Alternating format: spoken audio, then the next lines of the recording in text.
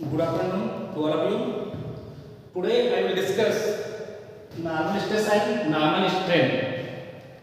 This is an important topic of SOM. So I will discuss here. First is stress. What is the stress and strain? Stress is a applied force upon area. Applied force upon area is also known as a stress. And strain is change in dimension upon original length. So stress and strain is also derived the normal stress and shear stress. There are two forms stress, normal stress and shear stress. What is the normal stress? Normal stress is force acting perpendicular to a cross sectional area. Force acting perpendicular to a cross sectional area.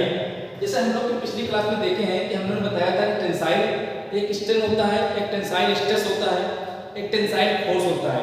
तो यहाँ पर हम लोग stress की बात करेंगे तो यहाँ पर हम लोग स्ट्रेस के बारे में टेंसाइल स्ट्रेस।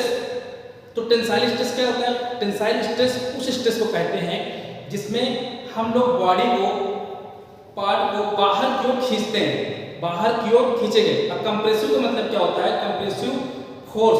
तो यहाँ पर क्या है? स्ट्रेस की बात हो रही है तो हम लोग कंप्रेसिव स्ट्रेस कहेंगे। कंप्रेसिव स्ट्रेस किसी बॉडी को पूरी तरह से पुश करना।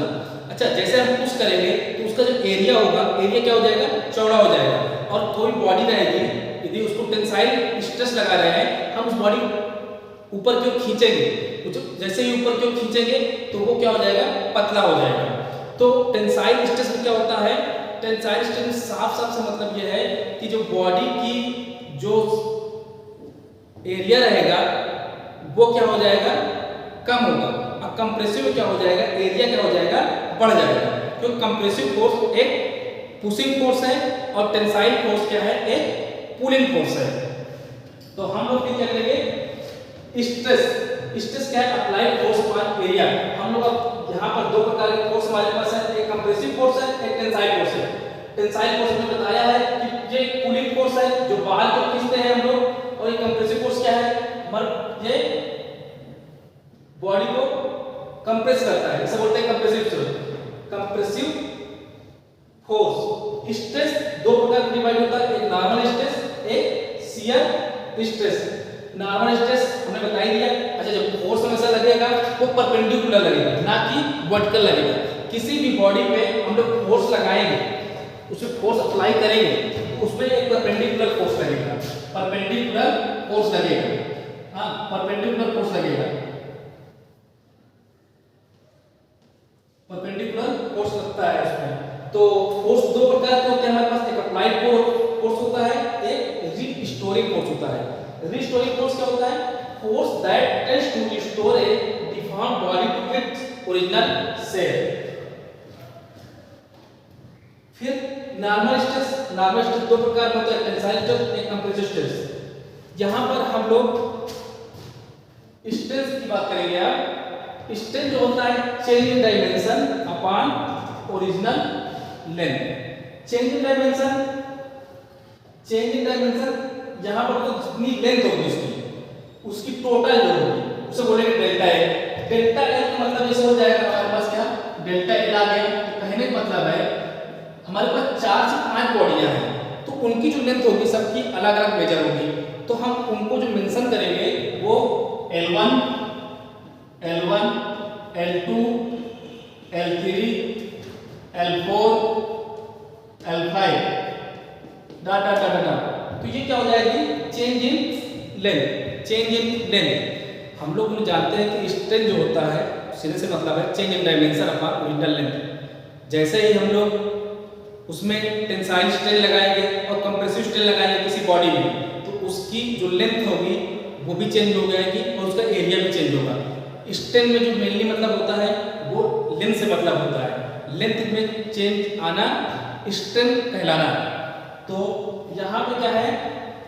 यहाँ पर टेंसाइल स्ट्रेन लगेगी तो क्या हो जाएगी? लेंथ इंक्रीज करेगी। यहाँ पर कंप्रेसिव लगेगी, कंप्रेसिव स्ट्रेन आएगी तो क्या करेगी? लेंथ डिक्रीज करेगी।